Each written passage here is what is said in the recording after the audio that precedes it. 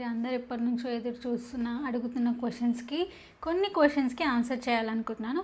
అందులో మెయిన్గా first question, ఒక సిస్టర్ నన్ను లాస్ట్ వీడియోలో అడిగారని చెప్పా కదా.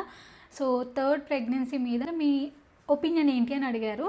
సీరియస్గా చెప్తున్నాను, జోక్గా అయితే కాదు. As a makeup artist baby girl అంటే నాకు ఎంత ఇష్టం మీ అందరికీ ఈజీగా అర్థమై ఉండాలి. నా మెంట్లో లేదంటే అమ్మాయి రాలేదన్న కోపంలోనూ ఉంటాం కదా, ఆ టైంలో నేను చెప్పాను అన్నట్టు బేబీ గర్ల్ని అడాప్ట్ చేసుకోవాలనుకుంటున్నాను. అన్న పాయింట్ జోక్గా అన్నాడు, బట్ నాకు అది స్ట్రాంగ్గా స్ట్రైక్ అయ్యింది. అన్నాడంటే సృష్టికి విరుద్ధంగా అయితే పోవద్దు అని అన్నారు. మనకి ఏది కరెక్టో దేవుడు అదే ఇస్తాడు, సో సృష్టికి విరుద్ధంగా వెళ్ళొద్దని చెప్పాడు. నాకైతే చాలా స్ట్రాంగ్గా స్ట్రైక్ అయింది. అండ్ ఆ తర్వాత నాకు ఆ పెయిన్ అనేది చాలా వరకు తగ్గింది. బేబీ గర్ల్ లేదు అనే పెయిన్ మాత్రం నాకు చాలా వరకు తగ్గింది. సెకండ్ థింగ్, ఇది నేను ప్రజెంట్ ఇప్పుడు ఎక్స్పీరియన్స్ చేస్తున్నా కాబట్టి చెప్తున్నాను. లేదు, నేను మదర్ అయిన తర్వాత నాకు నా మదర్ ఎంత ఇంపార్టెంట్ అనేది డెలివరీ అయిన ప్రతి ఒక్క అమ్మాయికి తెలిసి ఉంటుంది. అది ఫస్ట్ ప్రెగ్నెన్సీ, సెకండ్ ప్రెగ్నెన్సీ ఏదైనా కానీ డెలివరీ అయిన అమ్మాయికి వాళ్ళ మదర్ అనేది ఎంత ఇంపార్టెంటో మీకు ఖచ్చితంగా తెలిసి ఉంటుంది కదా. సో నేను మా మదర్కి గర్ల్ని, సో నా బాధ్యత అనేది తనకి లైఫ్ లాంగ్ ఉంటుంది. ప్రెగ్నెన్సీ పాజిటివ్ వచ్చిన క్షణం నుంచి మన మదర్కి మించిన టెన్షన్ ఎవరికి ఉండదని అయితే నా ఒపీనియన్. మనకి మన మీద కంటే మన మదర్కి ఎక్కువ టెన్షన్ ఉంటుంది మన మీద.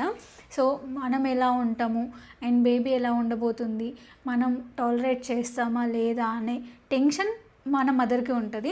రోజు ఫీడింగ్ ఇస్తూ కూర్చున్నాను. మార్నింగ్ నుంచి ఎవరో ఒకరు చుట్టాలు వస్తూనే ఉన్నారు, వెళ్తూనే ఉన్నారు. అందరూ నార్మల్గా చూడడానికి మనల్ని పలకరిస్తానికి వస్తారు కదా, అలా వస్తూనే ఉన్నారు, వెళ్తూనే ఉన్నారు. మా మదర్ మార్నింగ్ లేచిన దగ్గర నుంచి నైట్ వరకు, ఆ రోజు నైట్ వరకు అబ్జర్వ్ చేశాను, నైట్ వరకు కనీసం ఒక 5 minutes కూర్చున్నది లేదు.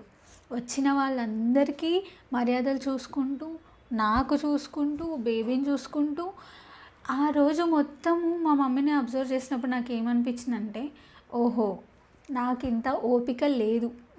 నాకు ఒక బేబీ గర్ల్ వస్తే ఇంత నేను ఓపికగా నా కూతుర్ని పెంచి అంత కేరింగ్గా లైఫ్ లాంగ్ చూసుకోలేనేమో కాబట్టి నాకు బేబీ బాయ్ని ఇచ్చాడు అని నాకు అనిపించింది. ఇది నా ఒపీనియన్ మీరు చెప్పమన్నారు కాబట్టి నేను చెప్తున్నాను. నెక్స్ట్ పాయింట్ వచ్చేసి, ఈ జనరేషన్ కాదు, పాస్ట్, ఫ్యూచర్, ప్రజెంట్ జనరేషన్ అయినా సరే పిల్లల్ని కంటాం, వాళ్ళు ఎలా అయినా పెరుగుతారు, కానీ కన్నందుకు వాళ్ళ ఫ్యూచర్ బాధ్యత మనది. కాబట్టి మనం పడ్డ ఫేసెస్ ఛాలెంజెస్ ఉండాలి, ఫేసెస్ ఉండాలి, కష్టాలు ఉండాలి, అన్నీ ఉంటేనే లైఫ్. బట్ వాళ్ళని మనం మంచిగా చూసుకోగలిగితేనే మనం కనాలి. సో మనం ఫస్ట్ ప్రెగ్నెన్సీ ముందు పిల్లల్ని ప్లాన్ చేసుకునేటప్పుడు ఎంత